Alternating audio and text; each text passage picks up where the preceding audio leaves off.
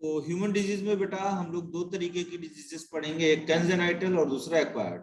Congenital का मतलब क्या है? जेनेटिक डिसऑर्डर्स हैं जो बाई बर्थ मिलते हैं, ह्यूमन जो आपका वो जेनेटिक्स है उसमें हम पढ़ते हैं। एक्वायर्ड के केस में आप बोलोगे ऐसी डिजीजेस जो गेन करते हैं आफ्टर द बर्थ, ठीक है, बर्थ होने के बाद जो हमें इन्वायरमेंट से मिलता है उसको बोलते हैं एक्वायर्ड। तो इसमें आप बोलोगे दो तरीके की डिजीजेस।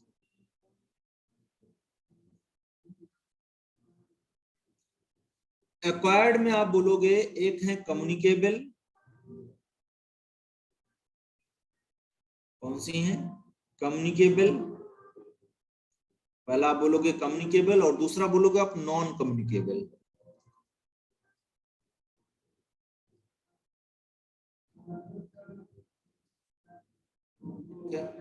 तो एक बोलोगे आप कम्युनिकेबल और दूसरा कौन सा बोलोगे? नॉन कम्युनिकेबल, ठीक है। कम्युनिकेबल की जब आप बात करोगे तो इसमें दो तरीके की आप बोलोगे, जैसे कंटेजियस। कौन सा? कंटेजियस।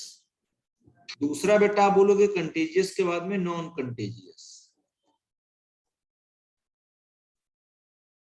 तो नॉन कंटेजियस का मतलब हुआ जो प्रदूषित नहीं है उससे, है ना। तो कंटेजियस में आप देखोगे जैसा कि यहाँ पर डायरेक्ट कांटेक्ट के थ्रू ये स्प्रेड होती है, तो आप बोलोगे इसमें क्या होता है? Via direct contact. तो डायरेक्ट कांटेक्ट के थ्रू ये स्प्रेड होती है। नॉन कंटेजियस में आप बोलोगे इसमें कॉजिंग एजेंट लगता है, वो कॉजिंग एजेंट होगा वो फैलाएगा, ठीक है, तो उसको हम बोलते हैं नॉन कंटेजियस।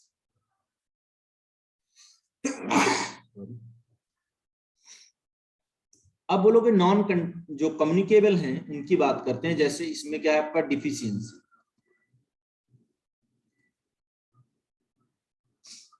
डिफिशियंसी के बाद में आप बोलोगे डीजेनरेशन।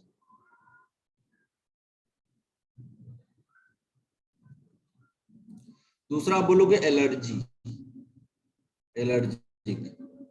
फिर आप बोलोगे कैंसर। फिर आप बोलोगे कैंसर के बाद में मेंटल, और मेंटल के बाद में आप बोलोगे एडिक्शन, ठीक है। तो इतनी ये सारी चीजें हैं आपका नॉन कम्युनिकेबल, यानी कि यहाँ पर कोई वेक्टर या छूने से ऐसा कुछ नहीं है, उससे ये डिजीजेस नहीं होती। ये डिजीजेस होती हैं आपकी डिफिशियंसी से किसी विटामिन वगैरह की, या डिजनरेशन कुछ हो गया बॉडी के अंदर कोई ऑर्गन का, या एलर्जी है किसी को किसी चीज से, या आप बोलोगे कैंसर हो गया, या मेंटल जो है, या आप बोलोगे एडिक्शन। तो इस तरीके से इतने सारे टाइप ऑफ जो है आपके नॉन कम्युनिकेबल डिजीज होते हैं।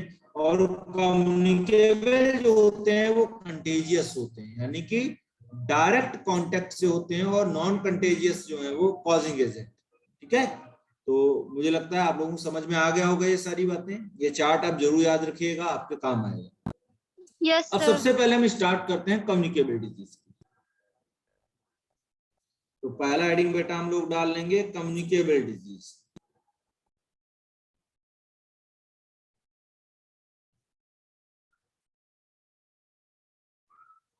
Communicable disease.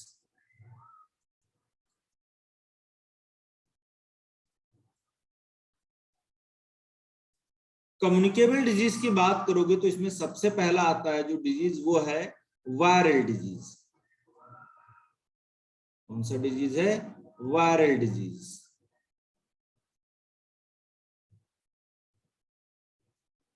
ठीक है। कौन सा डिजीज है? Viral disease. इस वायरल डिजीज में आप बोलोगे, पहला एग्जांपल हम बोलने जा रहे हैं पोलियोमेलाइटिस।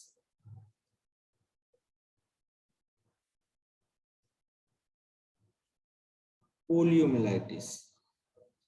और आप बोलोगे पोलियो, पोलियोमेलाइटिस या पोलियो, ठीक है। इसमें आप बोलोगे ये कैसा है? इन्फंटाइल, इन्फंटाइल। और इसमें क्या हो जाता है? इंडिविजुअल पैरालिसिस हो जाता है उसको, ठीक है। ये जो पोलियोमेलाइटिस का वायरस जो है बेटा, या बोलोगे सिंगल स्टैंडर्ड आरएनए वायरस। कौन सा है? सिंगल स्टैंडर्ड आरएनए वायरस है ये, ठीक है। अब इसमें पैथोजन देखो कौन से,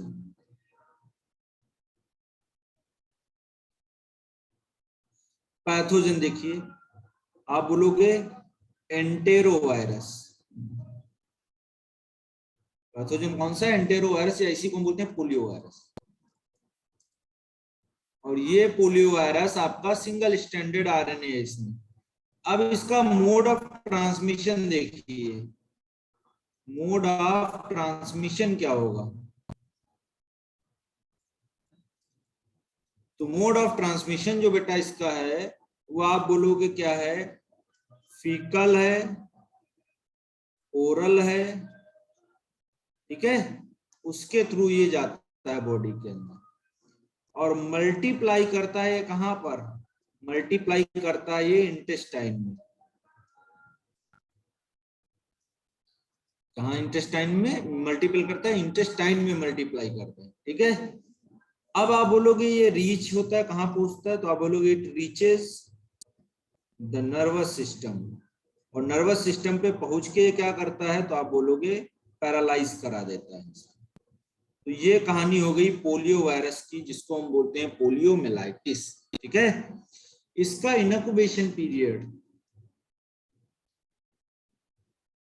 इंक्यूबेशन पीरियड का मतलब हुआ एंट्री लिया बॉडी के अंदर और कोई सिम्टम नहीं दिखता है, तब तक के पीरियड को इनक्यूबेशन पीरियड, मतलब उसका इन्फेक्शन नहीं फैलता है, तब तक इनक्यूबेशन पीरियड होता है। तो ये 7 to 14 डेज तक रहता है इनक्यूबेशन पीरियड। अब आप बोलोगे साइन एंड सिम्टम्स क्या है इसके? साइन एंड सिम्टम्स,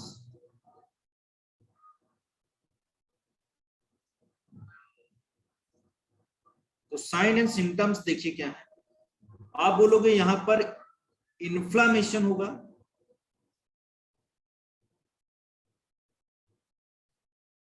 क्या होगा? इन्फ्लामेशन होगा ऑफ, आप बोलोगे नर्वस सिस्टम। तो नर्वस सिस्टम का इन्फ्लामेशन होता है, पहली बात, सबसे इंपॉर्टेंट। दूसरा देखिए, यहां पर आप बोलोगे स्टिफनेस, स्टिफनेस ऑफ किसका? नेक, नेक का स्टिफनेस होगा इसमें। दूसरा आप देखिए paralysis, paralysis, paralysis of skeletal muscles, ठीक है। तो ये कहानी हो जाएगी इनके सिम्टम्स की, ये सारे सिम्टम दिखेंगे आपको। अब पोलियो को रोका कैसे जा सकता है, उसका ट्रीटमेंट क्या है? प्रिवेंशन एंड ट्रीटमेंट हम देखेंगे। तो पोलियो का प्रिवेंशन, प्रिवेंशन एंड ट्रीटमेंट, तो प्रिवेंशन एंड ट्रीटमेंट में आप देखोगे यहां पर क्या है कहानी, देखिए। तो प्रिवेंशन एंड ट्रीटमेंट में आप बोलोगे जो है यहां पर प्रॉपर डिस्पोजल करना चाहिए, proper disposal of urine and faeces of patient. जो पेशेंट्स हैं उनका प्रॉपर यूरिन का डिस्पोजल और जो फीसेस हैं वो सही। अब उसके बाद देखिए आप यहां बोलोगे पोलियो वैक्सीन भी हम लोग लगा सकते हैं, क्या लगा देते हैं? पोलियो वैक्सीन भी लगाते हैं। तो पोलियो वैक्सीन आप बोलोगे यहाँ पर जोन्स शार्प ने सबसे पहले इसका वैक्सीन जो था वो बनाया था, 1953 में ये वैक्सीन आया और इसको यूज किया जाता था शार्प वैक्सीन को, तो इसीलिए इनको हम बोलते हैं फादर ऑफ पोलियो वैक्सीन। अब जो फर्स्ट शार्प वैक्सीन थी, जो फर्स्ट शार्प वैक्सीन जो थी वो किल्ड वायरस से बनी हुई थी, ठीक है, और ये इम्यूनिटी डेवलप करवा रही थी।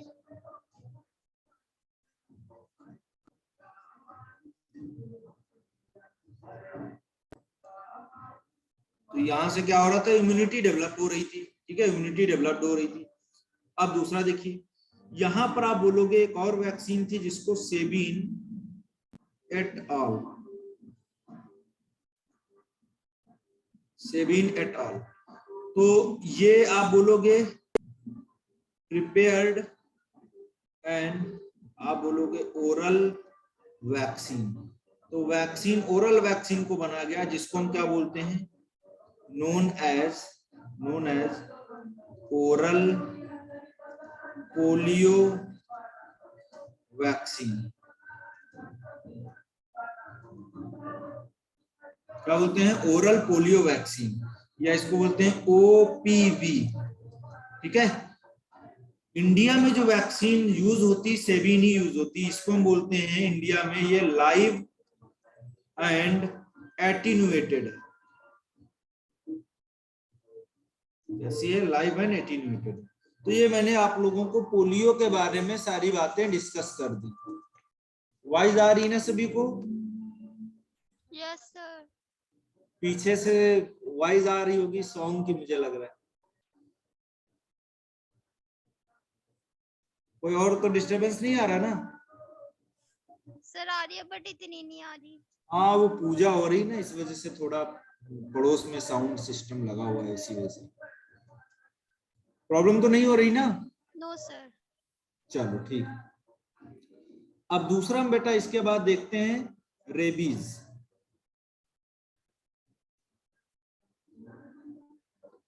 तो रेबीज को हम दूसरा नाम देते हैं हाइड्रोफोबिया।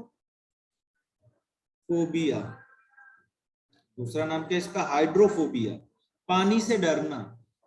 तो इसमें जो वायरस होता है बेटा उसका नाम होता है रैब्डो वायरस। कौन सा वायरस होता है, रैब्डो वायरस। कॉजिंग एजेंट है ये, कॉजिंग एजेंट कौन है, रैब्डो वायरस। ठीक है, दूसरा आप बोलोगे यहां पर it is introduced bye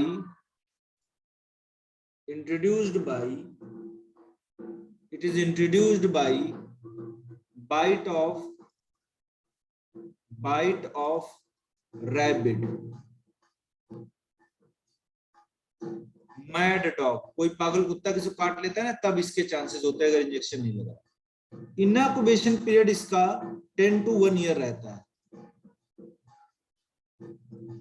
incubation period पड़ा रहता है उसी में। तो आप बोलोगे 10 डेज से लेके आप बोलोगे 1 ईयर तक का ये कहानी।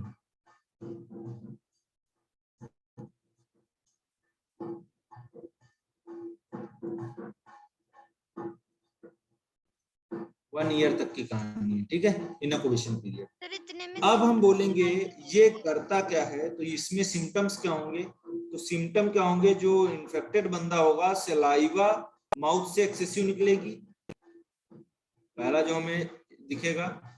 हाई फीवर दिखेगा, बहुत तेज फीवर। उसके अलावा बोलोगे चोक्ड थ्रॉट, थ्रॉट को क्या करता है, चोक कर देता है। ठीक है, तो आप बोलोगे, हाँ बेटा। सर 10 डेज से लेके 1 ईयर में इसके सिम्टम्स दिखाई देंगे? नहीं, इनक्यूबेशन पीरियड मतलब क्या, जैसे इंटर कर गया बॉडी के अंदर वो पर्टिकुलर जो एंटीजन है या जो भी पैथोजन है, अब इनक्यूबेशन पीरियड हो सकता है वो 10 दिन बाद जो है अपना असर दिखाने लगे, तो 10 दिन इनक्यूबेशन पीरियड हो सकता है, या वो 10 दिन की बजाय क्या 1 साल के बाद दिखाए अपना इफेक्ट, तो ये ऐसा भी हो सकता है। तो उसी को बोलते हैं incubation period. Got it? Yes sir. Entry से लेके जो उसका सिम्टोमेटिक फेज जो होता है ना, वहां तक का जो स्ट्रक्चर होता है, जो वहां तक का, उसको बोलते हैं। ठीक है, तो ये डिस्ट्रॉय किसको करता है, आप बोलोगे ब्रेन को, एंड आप बोलोगे किसको, स्पाइनल कॉर्ड। तो ब्रेन एंड स्पाइनल कॉर्ड को डिस्ट्रॉय करता है। रेबीज जो बेटा है वो 100% फीटल है। अगर टाइम से आप नहीं गए इंजेक्शन लगवाने, तो आप बोलोगे कि पेशेंट जो होगा वो उसका डेथ हो जाएगा।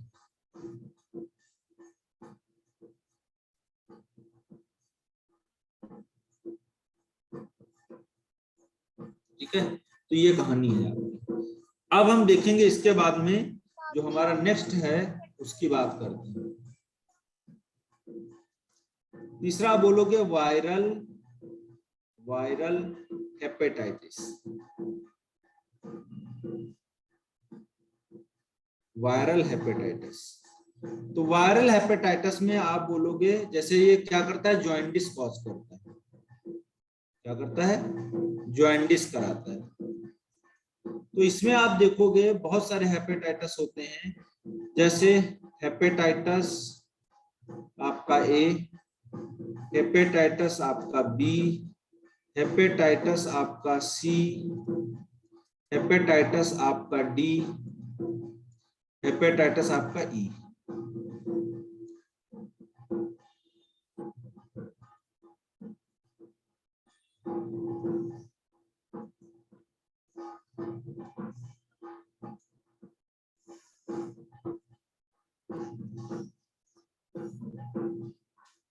तो हेपेटाइटिस ए जैसे नेम आप लिखोगे तो आप बोलोगे हेपेटाइटिस ए वाला जो है इसमें आपका हेपेटाइटिस ए वायरस रहेगा। ऐसे हेपेटाइटिस बी में हेपेटाइटिस बी वायरस रहेगा, ऐसे हेपेटाइटिस सी वायरस, ऐसे हेपेटाइटिस डी वायरस, ऐसे हेपेटाइटिस ई वायरस। ठीक है, तो ये कहानी होगी आपको। Hepatitis A virus, hepatitis B virus, sorry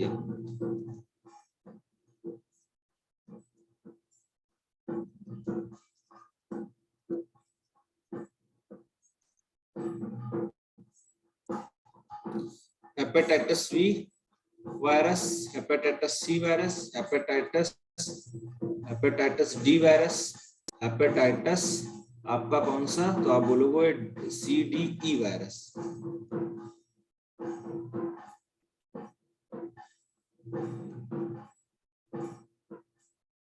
चलिए अब देखते हैं इसके बाद में।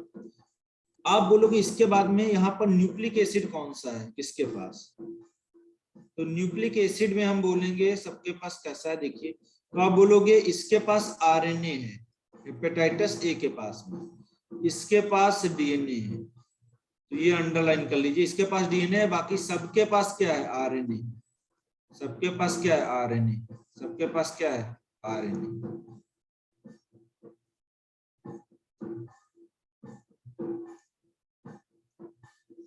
चलो अब देखते हैं ट्रांसमिशन कैसे होता है, फैलता कैसे है। ट्रांसमिशन देखिए कैसे होगा, तो आप बोलोगे फीकल होगा या आप बोलोगे ओरल होगा, फीकल और ओरल।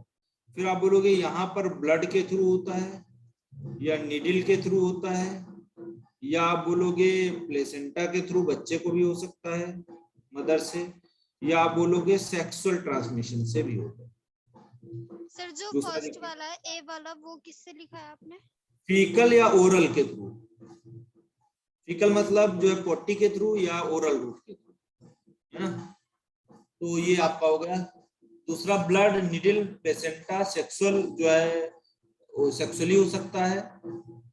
फिर आप बोलोगे हेपेटाइटिस सी जो है वो आपका ब्लड के थ्रू, हेपेटाइटिस ये भी ब्लड के थ्रू, और ये वाला जो होगा ये फीकल या ओरल होगा।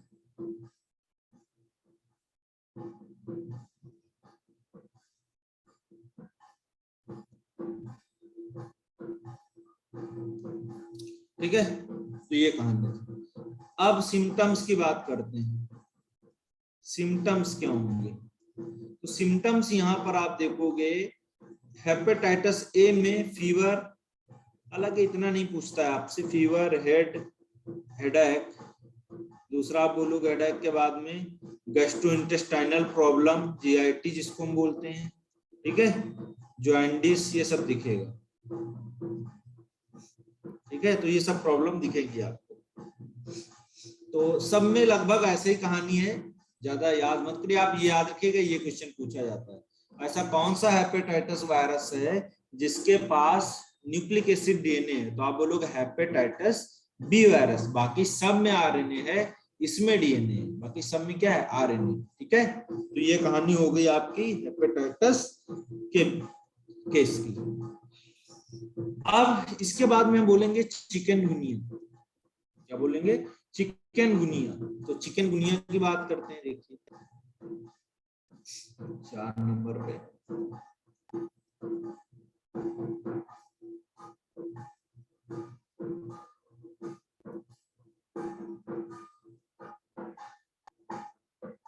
चिकनगुनिया। तो चिकनगुनिया में आप बोलोगे यहां पर क्या होगा? चिकनगुनिया वायरस होगा।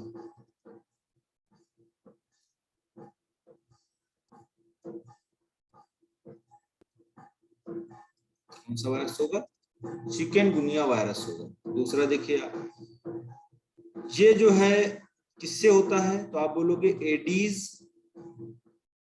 एडीज एजिप्टाई,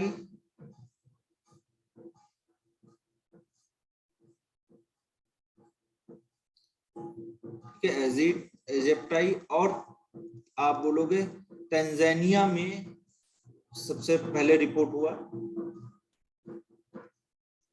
करीब करीब 1952 में। ठीक है, इसमें देखो होगा क्या, सिम्टम्स क्या? तो आप बोलोगे ऑनसेट ऑफ फीवर, फीवर के अलावा बोलोगे crippling, joint pains, joint pains के अलावा कंजक्टिवाइटिस, ठीक है, कंजक्टिवाइटिस। आप बोलोगे 3 to 6 डेज, 3 to 6 डेज के आसपास होगा इसका इंक्यूबेशन पीरियड।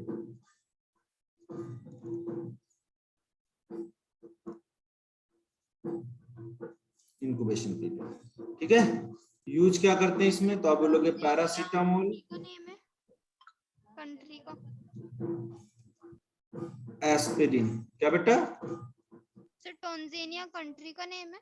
हाँ हाँ, जगह का नाम है तंजानिया। चलिए, तो ये हो गया चिकनगुनिया। अब इसके बाद आता है 5वें नंबर पे आपका डेंगू फीवर। तो डेंगू फीवर की बात करते हैं।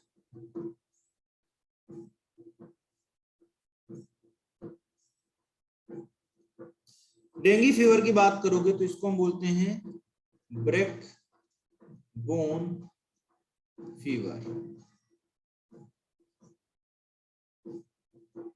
Break bone fever. तो डेंगू फीवर जो है वो आपका, यहाँ पर आप देखोगे मॉस्किटो जो है आपका बॉर्न फ्लैवी वायरस होता है, मॉस्किटो बॉर्न फ्लैवी राइबो वायरस। ठीक है, दूसरा देखिए आप इसके बाद में, आप बोलोगे ये भी किससे फैलता है? एडीज एजिप्टाई से। किससे फैलता है? एडीज एजिप्टाई से फैलता है ना।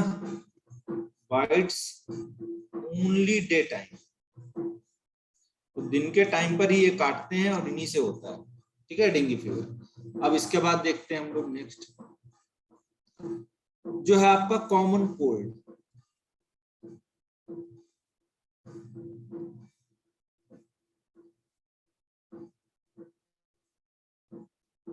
तो कॉमन कोल्ड की जब बात करोगे आप, तो कॉमन कोल्ड या राइनाइटिस बोलते हैं इसको, ये राइनो वायरस की वजह से होता है। किसकी वजह से होता है? राइनो वायरस की वजह से होता है। ठीक है, दूसरा देखिए, यहां पर आप बोलोगे ड्रॉपलेट, ड्रॉपलेट इन्फेक्शन होता है, ड्रॉपलेट इन्फेक्शन होता है। दूसरा आप बोलोगे ये 3 to 7 डेज, 3 to 7 डेज इसका इंक्यूबेशन पीरियड होता है। कितना होता है? 3 to 7 डेज इसका इंक्यूबेशन पीरियड होता है। फिर आप बोलोगे यहां पर होता क्या है? नेजल कंजेशन, नाक का रूंध जाना, नेजल कंजेशन। नेजल कंजेशन के अलावा आप बोलोगे excessive, excessive, excessive nasal secretions होंगे। ठीक है। उसके बाद आप बोलोगे सॉर थ्रोट, ठीक है, कफ एक्सेप्ट, ठीक है, ये कहानी होगी। अब 7 नंबर पे आप देखोगे, 7 नंबर पे आप बोलोगे influenza.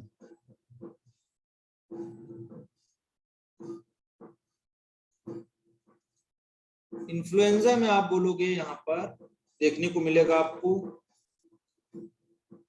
Ortho myxo virus, ortho myxo virus, ठीक है। यहां पर आप बोलोगे श्योर थ्रोट होगा, श्योर थ्रोट होगा। उसके बाद में बोलोगे आप हेडेक होगा, हेडेक के अलावा आप बोलोगे फीवर होगा, फिर आप बोलोगे स्नीजिंग होगा, पेन होगा, ठीक है, ये सारी चीजें हैं। दूसरा आप बोलोगे 1 to 4 डेज के आसपास इनक्यूबेशन पीरियड होता है, ठीक है। तो इन्फ्लुएंजा भी आपका कंप्लीट हो गया। फिर आप देखोगे इन्फ्लुएंजा के बाद में दूसरा, तो आप बोलोगे small pox virus.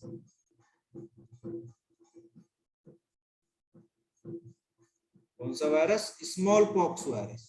Small pox virus में आप बोलोगे वेरियोला, वेरियोला वायरस। ये वेरियोला वायरस जो होता है डबल स्टैंडर्ड डीएनए वायरस। दूसरा देखिए आप बोलोगे इसमें हाई फीवर आता है, हाई फीवर आता है, हाई फीवर के अलावा चिल, उसके अलावा आप बोलोगे बैक एक, उसके बाद हेडेक, उसके अलावा आप बोलोगे रैसेस, ये देखने को मिलता है, ठीक है। इसके बाद में आप बोलोगे इसमें बॉडी के ऊपर सबसे पहले क्या बनते हैं? पेप्यूल्स बनते हैं। पेप्यूल्स के बाद में आप बोलोगे वेसिकल्स बनते हैं, वेसिकल के बाद में आप बोलोगे पॉस्ट्यूल्स बनते हैं, और पॉस्ट्यूल्स के बाद में आप बोलोगे स्कैप बनता है, ठीक है।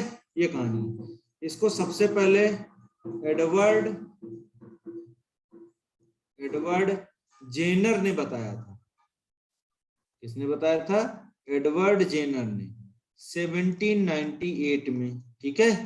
वैक्सीन को सबसे पहले किसने डिस्कवर किया था? एडवर्ड जेनर ने, जो है डिस्कवर्ड वैक्सीन। तो इन्होंने वैक्सीन को सबसे पहले डिस्कवर किया था, ठीक है। यहां पर आप बोलोगे इनक्यूबेशन पीरियड, इनक्यूबेशन पीरियड जो है वो लगभग 12 दिन का होता है, ठीक है। तो ये कहानी हो गई स्मॉल पॉक्स वायरस की। ऐसे एक और वायरस होता है बेटा, उसको आप बोलोगे चिकन पॉक्स वायरस। तो बहुत लोगों को चिकन पॉक्स हुआ है, एक बार होता है फिर नहीं होता दोबारा। तो चिकन पॉक्स वायरस में देखिए क्या देखने को मिलेगा, आप बोलोगे varicella zoster, varicella zoster virus. दूसरा देखिए आप बोलोगे माइल्ड फीवर रहेगा, माइल्ड फीवर रहेगा, रैसेस रहेंगे, रैसेस के अलावा एक आप बोलोगे नॉस,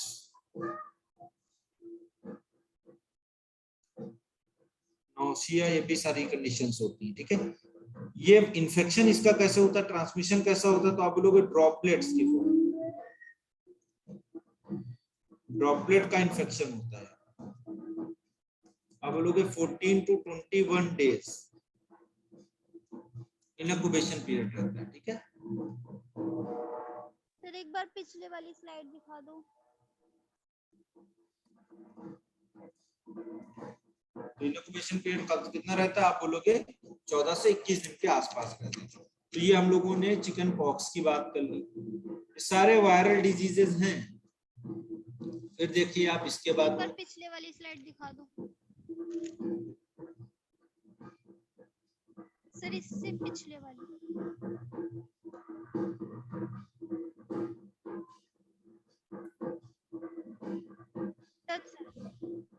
ओके, नेक्स्ट हम बोलेंगे मम्स। ठीक है, क्या बोलेंगे? मम्स। मम्स की जब बात करोगे तो ये इन्फेक्शियस पैरोटिड्स होता है। इसमें आप बोलोगे ये वायरस जो होता है उसको बोलते हैं पैरामिक्सो वायरस। कौन सा वायरस होता है? Paramyxo virus. ये एक तरीके का आरएनए वायरस। कैसा वायरस है? आरएनए वायरस है। फिर देखिए इसमें आप बोलोगे यहाँ पर क्या होता है? स्वेलिंग होता है, स्वेलिंग ऑफ पैरोटिड ग्लैंड। तो पैरोटिड जो ग्लैंड है उसमें क्या हो जाता है? स्वेलिंग हो जाता है। दूसरा देखिए आप, इनक्यूबेशन पीरियड जो है वो लगभग 18 दिन के आसपास होता है, 18 डेज। ठीक है, फिर आप बोलोगे इसमें वैक्सीन लगवाते हैं MMR, इसको हम बोलते हैं MMR को मीसल्स, मम्स और रूबेला, है ना? मिसेल्स, मम्स एंड रूबेला, ये वैक्सीन लगती है बच्चों को। फिर आप बोलोगे नेक्स्ट आपका डिजीज है उसको आप बोलोगे मिसेल्स। मिसेल्स जो है वो आप बोलोगे रूबियोला डिजीज, इसका दूसरा नाम। तो रूबियोला डिजीज भी बोलते हैं, मिसेल्स भी बोलते हैं। ये इन्फेक्शन फैलता है रूबेला वायरस से। कौन सा वायरस है? Rubella virus. फिर आप देखो, ये आप बोलोगे रेडिस रैशेस होंगे ऑन नेक। फिर आप बोलोगे attack on below the 5 year age childrens में। ठीक है, नेक्स्ट देखिए इसके बाद आप बोलोगे इनक्यूबेशन पीरियड इनका 10 डेज के आसपास रहता है। ठीक है, तो मिसेल्स जो है ये कहानी है। मिसेल्स में भी हम MMR वैक्सीन का ही यूज करते हैं। ठीक है, तो ये हो गया आपका। नेक्स्ट हम पढ़ते हैं इसके बाद में, आप बोलोगे इसके बाद में सार्स, SARS, सार्स। सार्स को हम बोलते हैं सीवियर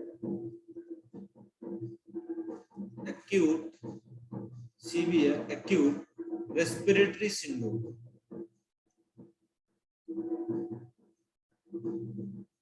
रेस्पिरेटरी सिंड्रोम,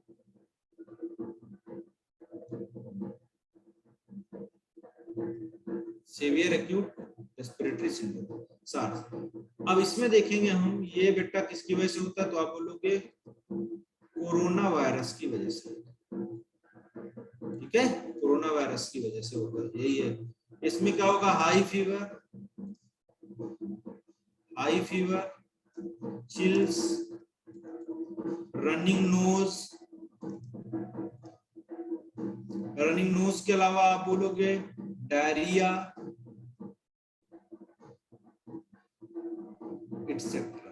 ठीक है, वो सही देखने को मिलेगी। इनक्यूबेशन पीरियड इसका लगभग 2 to 7 डेज।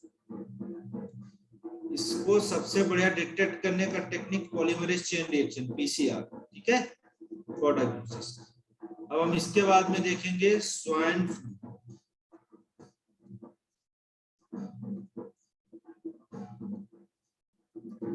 क्या बोलेंगे? Swine flu.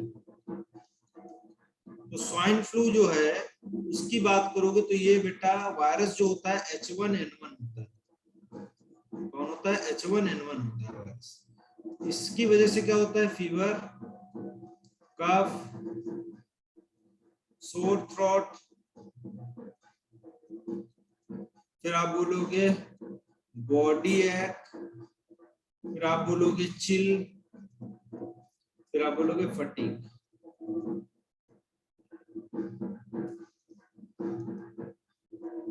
Old use of pig. तो पुराने टाइम पे यहाँ पर क्या मतलब देखोगे तो ये किसकी वजह से होता है? पिग की वजह से होता है, पिग से फैलता है। ठीक है, तो ये हो गया स्वाइन फ्लू। स्वाइन फ्लू के बाद में बेटा आप बात करोगे तो यहाँ पर हम देखेंगे genital warts, genital herpes. Sir? Genital herpes, genital herpes बोलेंगे इसको, ठीक। जेनाइटल हर्प्स में आप बोलोगे जो वायरस होता है वो बेटा कौन सा होगा, हर्प सिंप्लेक्स वायरस, इसको बोलते हैं HSV, ठीक है। अब आप बोलोगे इसकी कहानी क्या है, तो आप बोलोगे ulcer over the external genitalia and perianal, anal के चारों तरफ रीजन में वहां पर होता है जेनिटल वायरस। इसमें आप बोलोगे फीवर आएगा, हेडेक होगा, हेडेक के अलावा आप बोलोगे वेजाइनल एंड यूरेथ्रल डिस्चार्ज होगा, ठीक है, ये देखने को मिलेगा। इनक्यूबेशन पीरियड इसका कितना होगा, तो आप बोलोगे 2 to 7 डेज, 2 to 7 डेज, ठीक है। फिर आप बोलोगे इसके बाद आपका जो है वो क्या है, genital words,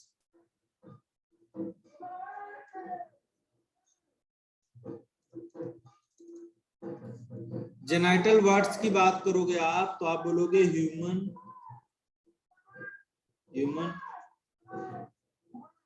papilloma virus,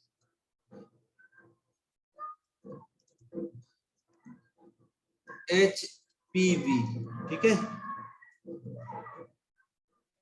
words, ठीक है। तो ये जेनाइटल वर्ड्स का मामला था, ठीक है। तो ऐसे बहुत सारे जो है आपके जो है देखने को मिलेंगे आपको जो है डिजीज, ठीक है।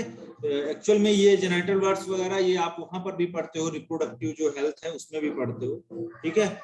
ऐसी एक डिजीज और होती है आपको क्लेमाइडियल डिजीज बोलते हैं। क्लेमाइडियल डिजीज में भी आपको देखने को मिलेगा, वो भी एक तरीके का उसी तरीके का डिजीज।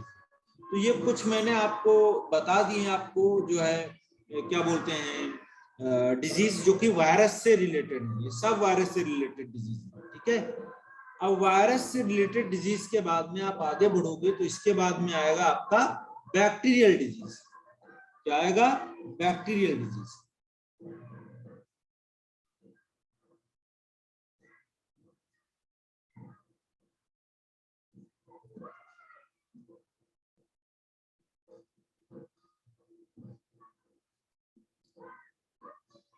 क्या आएगा, बैक्टीरियल डिजीज। अब बैक्टीरियल डिजीज की जब आप बात करोगे तो पहला इसमें है आपका टाइफाइड।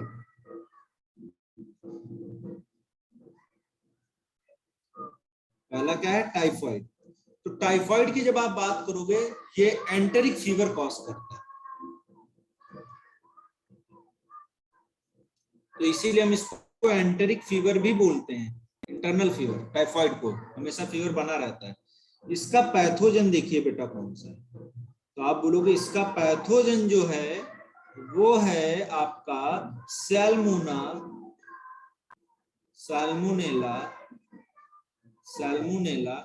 टाइफी।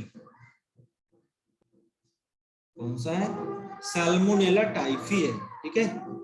ये जो होगा ट्रांसमिटेड बाय फीकल, खाने के साथ में जाएगा, या तो ओरल जाएगा, है ना, ओरल जाएगा या तो फीकल जाएगा, है ना,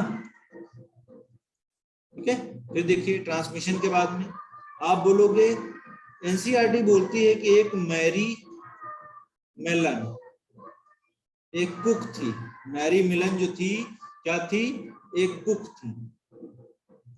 अब हुआ क्या, या इन्हीं को हमने बोला टाइफाइड कैरियर। क्या बोला, टाइफाइड कैरियर।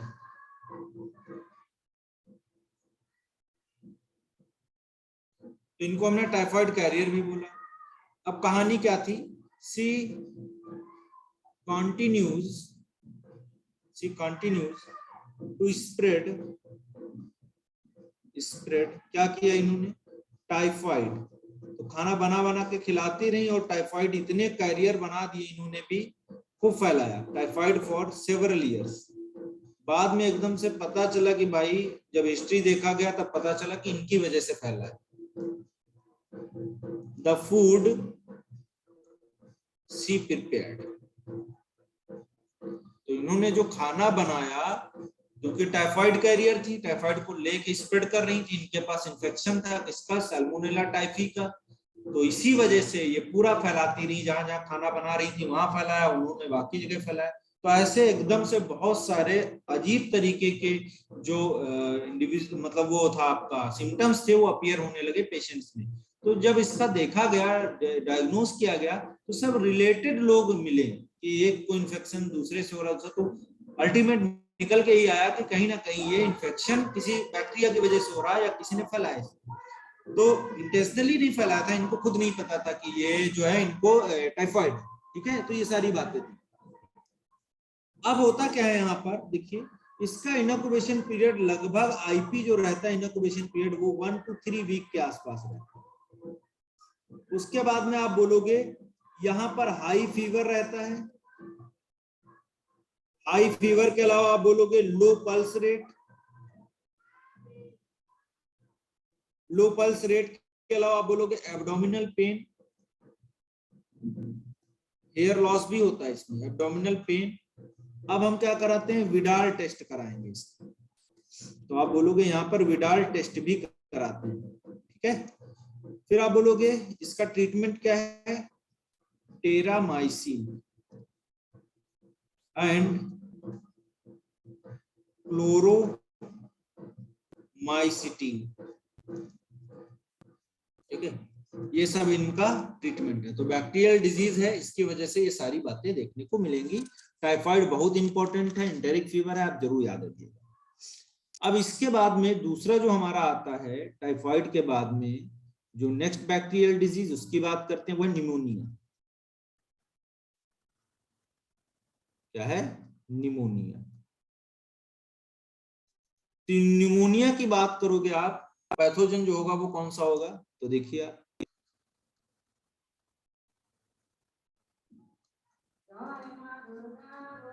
पैथोजन जो है वो कौन सा है, आप बोलोगे स्ट्रेप्टोकोकस,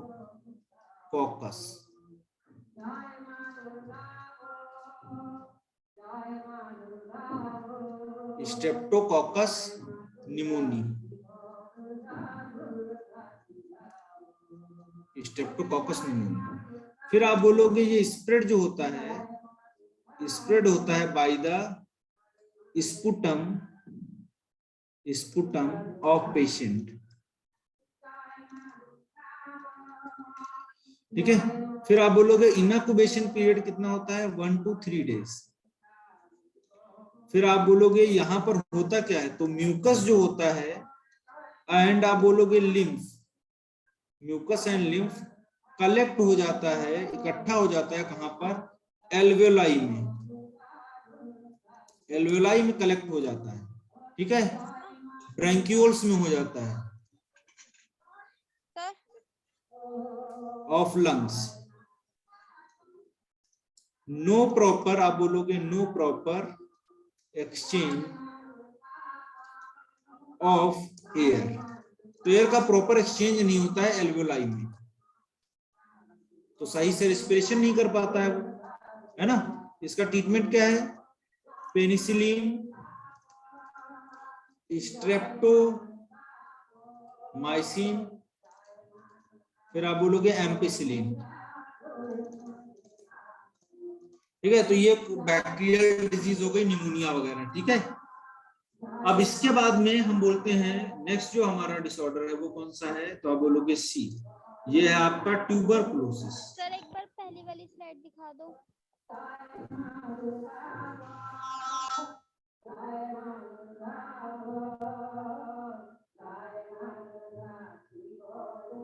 डन सर।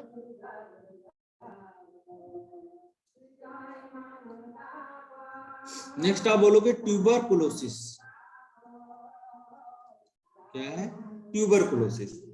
ट्यूबरकुलोसिस को हम दूसरे नाम से भी जानते हैं कोच डिजीज, कोच डिजीज भी बोलते हैं। अब इसमें देखो, आप बोलोगे होता है Mycobacterium, Mycobacterium tuberculosis, Mycobacterium tuberculosis, ठीक है, ये कहानी। इसमें आप देखोगे जो ट्यूबरकुलिन होता है टॉक्सिन रिलीज करता है ना, रिलीज करता है, और ये अफेक्ट करता है, it affects the lungs, lungs को अफेक्ट करेगा, ठीक है। आप बोलोगे किसको और करेगा, लिम्फ नोड्स को, फिर आप बोलोगे बोन्स को, फिर आप बोलोगे बोन्स के अलावा किसको, जॉइंट्स को, ठीक है। तो इन सबको ये इन्फेक्ट करता है, ठीक है, डन। ये फैलता कैसे, ट्रांसमिशन कैसे होता है, बोलोगे आप वाटर ड्रॉपलेट से, वाटर ड्रॉपलेट से। इसके अलावा बोलोगे मिल्क फ्रॉम ट्यूबरकुलोसिस काऊ, तो जिस ट्यूबरकुलोसिस काऊ अगर उसका मिल्क पीते हैं तब भी क्या होगा, हमको हो सकता है। ऐसा बोलोगे इनक्यूबेशन पीरियड जो होता है वो 3 to 6 वीक के आसपास होता है। फिर आप बोलोगे इसमें यूज टेस्ट जो करते हैं वो कौन सा है, मैनटॉक्स टेस्ट, मैनटॉक्स टेस्ट, और ये बीसीजी लगाते हैं इसके जो है प्रिवेंशन के लिए, ठीक है। इसका फुल फॉर्म आप याद रखिएगा, बैसिल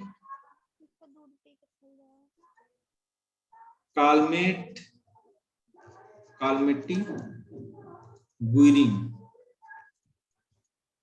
बैसिली कालमेटी गुइनिन, ठीक है, ये रहता है। ये वीकेंड एटेन्युएटेड वैक्सीन है, ठीक है। तो ये कहानी हो गई आपकी इसके केस में, ट्यूबरकुलोसिस के केस में। अब नेक्स्ट हम पढ़ेंगे ट्यूबरकुलोसिस के बाद में हमारा डिप्थीरिया।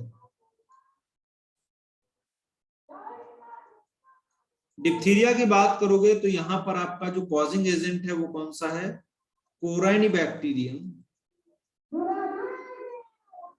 कोराइनिबैक्टीरियम, कोराइनिबैक्टीरियम डिप्थीरिया, ठीक है, इससे होता है, बाकी याद करने की जरूरत नहीं है आपको, ठीक है। ऐसे आप बोलोगे टिटेनस,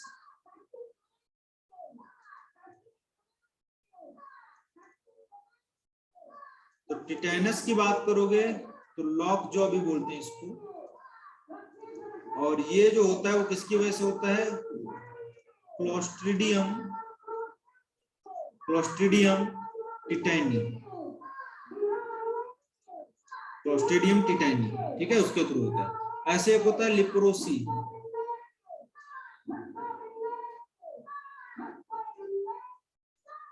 लिप्रोसी में आप बोलोगे इसको हैंसेन्स डिजीज, ठीक है। और ये होता है आपका कॉजिंग एजेंट, इसका क्या है, माइकोबैक्टीरियम, माइकोबैक्टीरियम लेप्री, इसकी वजह से होता है, ठीक है, तो ये ध्यान रखना। ऐसे ही आप एंथ्रेक्स की बात करोगे, ये भी बैक्टीरियल डिजीज है, देख लेते हैं इसको भी, एंथ्रेक्स। तो ये आप बोलोगे एंथ्रेक्स में आप बोलोगे स्पोर्स जो होते हैं उनके वो इन्फेक्शियस होते हैं, क्या होते हैं, स्पोर्स जो होते हैं वो इन्फेक्शियस होते हैं। अब इसमें आप बोलोगे क्या होगा, तो आप बोलोगे क्यूटेनियस, स्किन के ऊपर अगर हो जाए, पल्मोनरी अगर लंग्स से इन्फेक्ट हो जाए, इंटेस्टाइनल यानी कि इंटेस्टाइन इन्फेक्ट हो जाए, तो 3 जगह पे इनका इन्फेक्शन होता है, ठीक है। इसके लिए वैक्सीन होती है। अब ऐसे एक लास्ट बचा हुआ है आपका, उसको बोलते हैं बबोनिक, बबोनिक प्लेग। हाँ बेटा एक मिनट दिखा रहा हूं। तो बबोनिक प्लेग जो है इसको ब्लैक डेथ भी बोलते हैं। एक बैक्टीरिया होता है यर्सीनिया पेस्टिस, यर्सीनिया पेस्टिस की वजह से ये जो है फैलता है। तो बबोनिक प्लेग को हम क्या बोलते हैं, ब्लैक डेथ, ठीक है, क्या बोलते हैं, ब्लैक डेथ। और ये बैक्टीरिया कौन सा है, तो आप बोलोगे यर्सीनिया, यर्सीनिया पेस्टिस।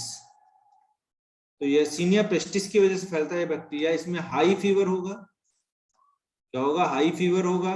आप बोलोगे बूबो इन ग्रोइन, गांठें नुमा बन जाएंगी, और आर्म पिट में, आर्मपिट और ग्रोइन जो होते हैं रीजन, प्यूबिक रीजन जो होते हैं ग्रोइन। ठीक है, इसको हम देखते हैं वेशन स्टेन टेस्ट के थ्रू, उससे हम कर लेते हैं टेस्ट। और फिर आप बोलोगे ये ट्रांसमिट किससे होता है, ये बहुत इंपॉर्टेंट क्वेश्चन पूछा जाता है।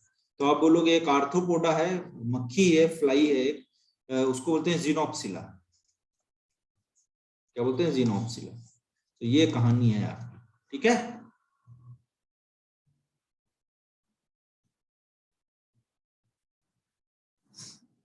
डन। Yes sir. तो आज के लिए यहीं तक रखते हैं, मिलते हैं नेक्स्ट क्लास में। ओके, इतना आप लोग तैयार कर लेना। सर एक बार एड्स के सिम्टम्स बता दो। क्या बेटा? एड्स के सिम्टम्स। एड्स के? Yes sir. एड्स बेटा पढ़ाएंगे अभी आपको, आगे पूरा टॉपिक है वो। ठीक है, वो तो वायरल डिजीज है ना, उसको हम पढ़ाएंगे, वायरस से होने वाली, वो अलग से पढ़ाएंगे। ठीक है, ओके सर। चलो ठीक है, आज यहीं तक रखते हैं बेटा। Bye bye, take care.